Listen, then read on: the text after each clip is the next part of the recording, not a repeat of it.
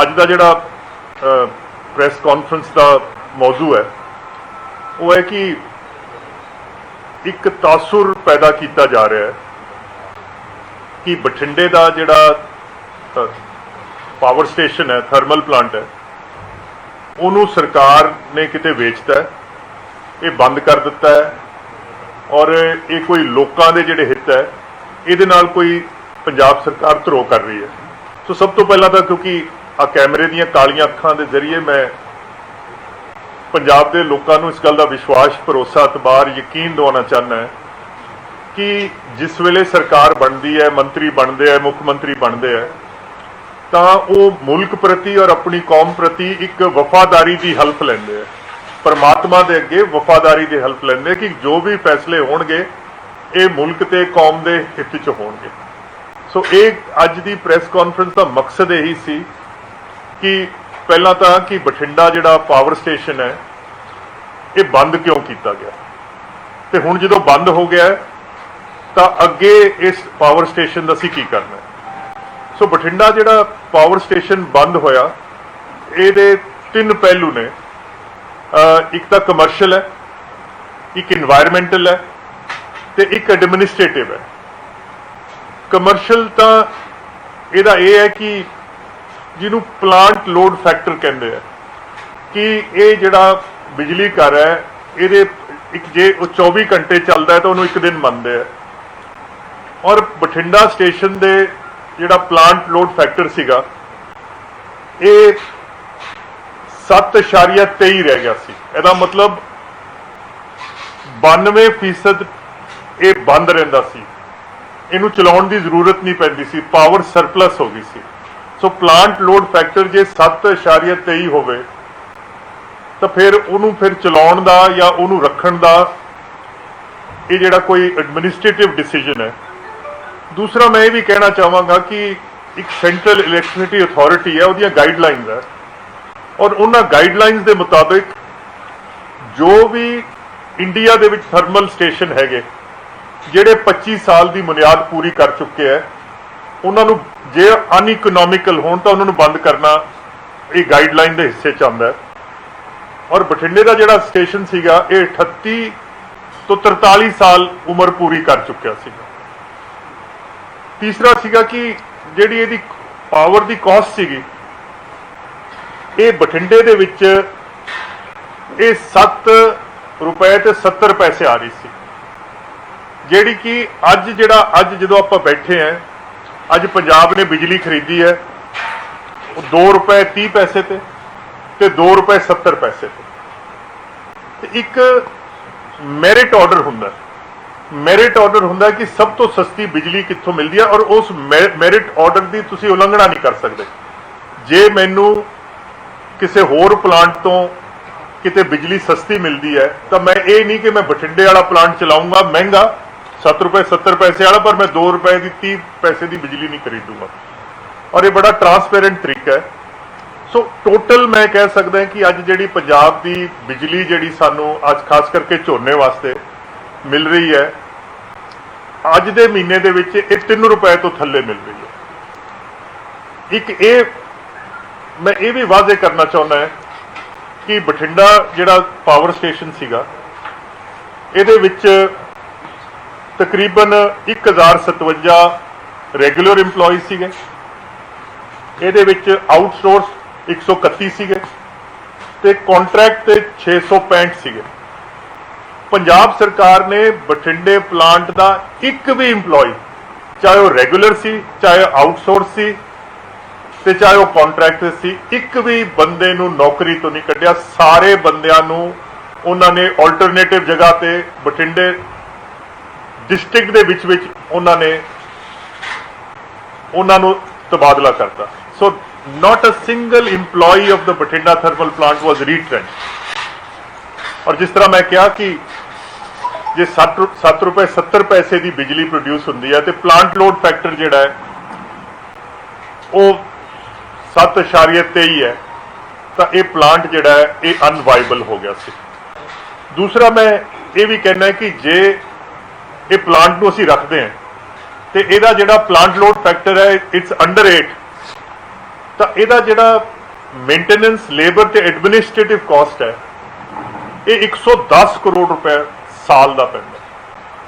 कोई भी जिम्मेवार सरकार और ये ਜਿਹੜੇ अपने टैक्स पेयर के पैसे ते ऐसा गैर जिम्मेवारा फैसला नहीं ले सकती कि असी उन्होंने कंटिन्यू करिए। इस लिहाजा ये पिछले 3 साल तो ये प्लांट बंद पिया सी।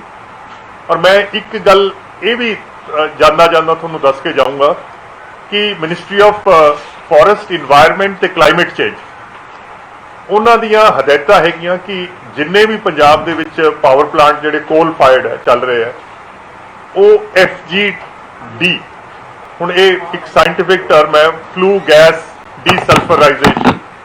पहला तो वो मशीनां लाणगे, फिर SPM नूं कंट्रोल जिहड़ा पार्टिकुलेट मैटर है उन्होंने कंट्रोल करन दी मशीनरी लाणगे ते मरकरी जिहड़ा है ये मरकरी कंट्रोल करन दी भी लाणगे। और जिहड़ा प्लांट उत्थे नहीं लाऊगा ਉਹਦਾ 18 ਲੱਖ रुपया ਦਿਹਾੜੀ ਦਾ ਉਹਦਾ जुर्माना है। ਹੁਣ ਜਿਹੜਾ प्लांट ਚੱਲ ਹੀ ਨਹੀਂ ਰਿਹਾ ਉਹਦੇ ਤੇ 250-300 ਕਰੋੜ रुपया ਪੈਨਲਟੀ ਭਰ ਕੇ ਹਰ ਸਾਲ ਇਹਦੀ ਪੈਨਲਟੀ 200-250 ਕਰੋੜ ਬਣੂਗੀ। ਇਹਦਾ ਵੀ ਕੋਈ ਆਈਡੀਆ ਨਹੀਂ ਸੀਗਾ। ਔਰ ਮੈਂ ਜਾਂਦਾ ਜਾਂਦਾ ਤੁਹਾਨੂੰ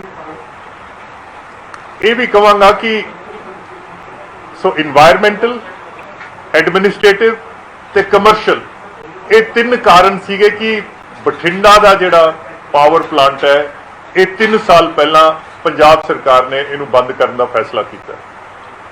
ਹੁਣ ਸਵਾਲ ਇਹ ਰਹਿ ਗਿਆ ਕਿ ਇੱਕ ਵਾਰੀ ਇਹ ਪਲਾਂਟ ਬੰਦ ਹੋ ਗਿਆ ਕਿਸੇ EMPLOYE ਦੀ ਰੀਟ੍ਰੈਂਚਮੈਂਟ ਨਹੀਂ ਹੋਈ। ਔਰ ਮੈਂ ਤੁਹਾਨੂੰ ਇਹ ਵਸੂਕ ਨਾ ਦੱਸ ਸਕਦਾ ਕਿਉਂਕਿ ਮੈਂ ਬਠਿੰਡਾ ਕੰਸਟੀਚੁਐਂਸੀ ਨੂੰ ਰਿਪਰੈਜ਼ੈਂਟ ਕਰਦਾ। ਇੱਕ ਸਾਇਲੈਂਟ ਮੈਜੋਰਿਟੀ ਹੈ। ਅਕਾਲੀ ਦਲ ਨੂੰ ਦੁੱਖ ਹੋ ਸਕਦਾ ਹੈ, ਆਮ ਆਦਮੀ ਪਾਰਟੀ ਨੂੰ ਦੁੱਖ ਹੋ ਸਕਦਾ ਹੈ, ਪਰ ਜਿਹੜੇ ਬਠਿੰਡੇ ਸ਼ਹਿਰ ਦੇ ਲੋਕ ਹੈ ਜਿਨ੍ਹਾਂ ਤੇ ਸਿਰ ਤੇ ਪਿਛਲੇ 40 ਸਾਲ ਤੋਂ ਇਹ ਸਵਾਹ ਡਿਗਰੀ ਸੀ ਕਿਉਂਕਿ ਆਫਟਰ ਆਲ ਇਹ ਇੰਨਾ ਤੁਸੀਂ ਲੱਖਾਂ ਟਨ ਕੋਲਾ ਜਿਹੜਾ ਹੈ ਜੇ ਕਿਤੇ ਬਚਾਉਨੇ ਹੋ ਤਾਂ ਉਹਦੀ ਸਵਾਹ ਕਿਤੇ ਨਾ ਕਿਤੇ ਤਾਂ ਡਿੱਗੂਗੀ। ਇਹ ਬਠਿੰਡੇ ਸ਼ਹਿਰ ਦੇ ਉੱਤੇ ਡਿੱਗਦੀ ਸੀ। ਉਹਨਾਂ ਨੇ ਤਾਂ ਇੱਕ ਸੁੱਖ ਦਾ ਸਾਹ ਲਿਆ। ਹੁਣ ਸਵਾਲ ਸਿਰਫ ਇੱਕ ਇੰਨਾ ਹੀ ਰਹਿ ਗਿਆ ਕਿ ਇਹ ਜਿਹੜਾ ਪਲਾਂਟ ਹੈ ਇਹਦਾ ਇਹਦੀ ਜਿਹੜੀ ਜ਼ਮੀਨ ਹੈ ਇਹਦਾ ਕੀ ਸਰਕਾਰ ਕੀ ਕਰਨ ਚੱਲੀ ਹੈ ਕਿਉਂਕਿ ਕੁਝ ਪੇਪਰਾਂ ਨੇ ਲਿਖਤਾ ਹੈ ਕਿ ਗਵਰਨਮੈਂਟ ਨੇ ਇਹ ਜ਼ਮੀਨ ਵੇਚ ਦੇਣੀ ਹੈ। ਇਹ ਤਾਂ ਵੇਚਤਾ, ਇਹ ਲੋਕਾਂ ਦੇ ਹਿੱਤ ਜਿਹੜੇ ਹੈ ਗਵਰਨਮੈਂਟ ਇਹ ਵੀ ਵੇਚ ਕੇ ਖਾ ਜੂਗੀ। ਸੋ ਇਹਦੇ 3 ਪਹਿਲੂ ਹੈ। ਇੱਕ ਤਾਂ ਬਠਿੰਡੇ ਦੇ ਵਿੱਚ ਕੋਈ 164 ਏਕੜ ਦੇ ਵਿੱਚ ਝੀਲਾਂ ਹੈ। ਪਾਣੀ ਜਿਹੜਾ ਇਹਨੂੰ ਚਲਾਉਣ ਵਾਸਤੇ ਲੋੜ ਸੀ।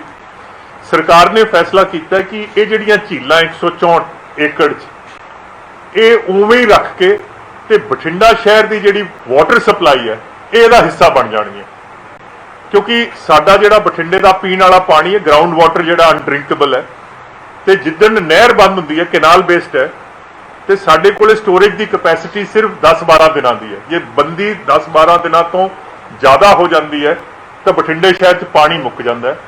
ਸੋ ਗਵਰਨਮੈਂਟ ਨੇ ਇਹ ਫੈਸਲਾ ਕੀਤਾ ਹੈ ਕਿ 164 ਏਕੜ ਇਹ ਪਾਣੀ ਜਿਹੜਾ ਹੈ ਇਹ ਬਠਿੰਡੇ ਦੀ ਵਾਟਰ ਸਪਲਾਈ ਦਾ ਹਿੱਸਾ ਬਣ ਜਾਊਗਾ। 2.5-3 ਮਹੀਨੇ ਵੀ ਨਹਿਰ ਬੰਦ ਹੋ ਜੇ ਤਾਂ ਬਠਿੰਡੇ ਸ਼ਹਿਰ ਨੂੰ ਪਾਣੀ ਦੀ ਕਮੀ ਨਹੀਂ ਆਏਗੀ। ਦੂਸਰਾ ਇਹਦੇ ਵਿੱਚ ਪਾਵਰ ਕਾਲੋਨੀ ਹੈ ਥਰਮਲ ਪਲਾਂਟ ਦੀ ਜਿੱਥੇ ਅਫਸਰ ਤੇ ਸਾਰਾ ਅਮਲਾ ਰਹਿੰਦਾ ਸੀ। ਇਹ 280 ਏਕੜ 'ਚ ਹੈ।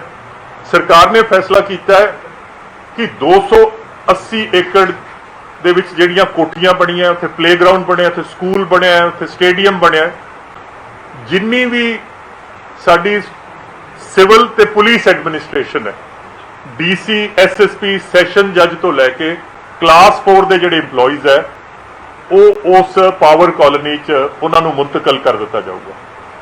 ਪੰਜਾਬ ਸਰਕਾਰ ਦਾ ਹਰ ਇੱਕ ਮੁਲਾਜ਼ਮ ਉਹਦੇ ਵਿੱਚ ਅਕੋਮੋਡੇਸ਼ਨ ਹੈ ਔਰ ਜੇ ਅਸੀਂ ਇਹ ਫੈਸਲਾ ਨਾ ਲੈਂਦੇ ਤਾਂ ਇਹ ਜਿਹੜੇ ਉੱਥੇ ਮਕਾਨ ਬਣੇ ਆ ਇਹ 2, 4, 5, 10 ਸਾਲਾਂ ਬਾਅਦ ਇਹਨਾਂ ਨੇ ਖੰਡਰਾਤ ਬਣ ਜਾਣਾ ਸੀ।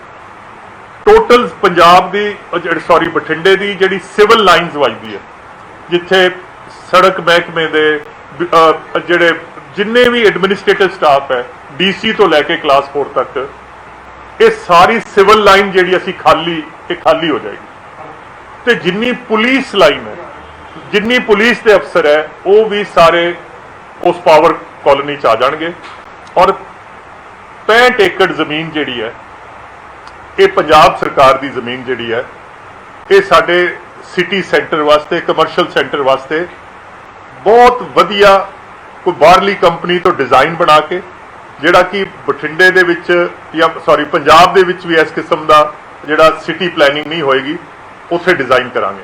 सो मैं थोड़े जरिए अज ये पूछना चाहना कि जिन्हों ने ये एजीटेशन लॉन्च किया है कि जे बठिंडे दी झीलां पानी की सप्लाई बन जाण तो किसी नूं की इतराज हो सकता। जे पावर कॉलोनी जिहड़ी कि खाली पई है ਉਹਦੇ ਸਾਡੀ सिविल ते पुलिस एडमिनिस्ट्रेशन सारी उत्थे चली जाती है, क्लास 4 तक उत्थे चले जाता है, तो वो किसी नूं की इतराज है।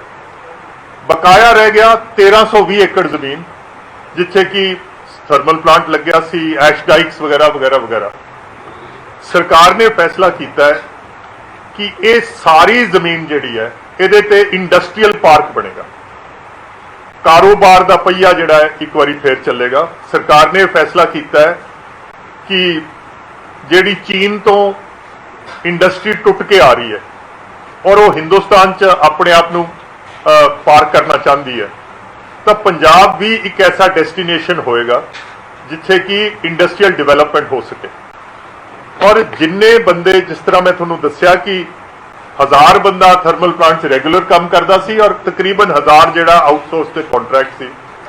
मैं वसूक ना कह सकदा, मैं किसी सियासी शोकाबाजी ना गल नहीं कह रहा कि इदों घट्टो घट भी 50 गुणा 50,000 बंदा जो ये इंडस्ट्रीयल पार्क डिवेलप हो जाता है, चाहे वह फार्मा पार्क की शक्ल च आवे या होर किसी पार्क की शक्ल च आवे, तो बठिंडे के लोग जिहड़े है जिहड़े कि कारोबारी लोग है, ये बठिंडे शहर नूं और उस इलाके नूं एक बहुत वड्डा वरदान साबित होएगा। बठिंडा शहर तुसीं जाणदे हो एक एजुकेशन का हब बन चुका है, एक मैडिसन का हब बन चुका है, और असीं चाहते हैं कि बठिंडा शहर एक इंडस्ट्री का हब बने। सो ये गल कहनी कि ਇਹਦੇ ਨਾਲ कोई पंजाब के हित जिहड़े है ਉਹਦੇ ਨਾਲ कोई ਧਰੋਹ कीता है या असीं कोई मिस जजमेंट कर ली है कि ये पावर प्लांट बंद नहीं होना चाहिए सी और इसकी जगह कोई नवी डिवेलपमेंट होर ना होवे, तो मैं समझदा ये बेबुनियाद है। ये मुख्तसर जा मेरा एक बयान सी पावर प्लांट के हवाले नाल।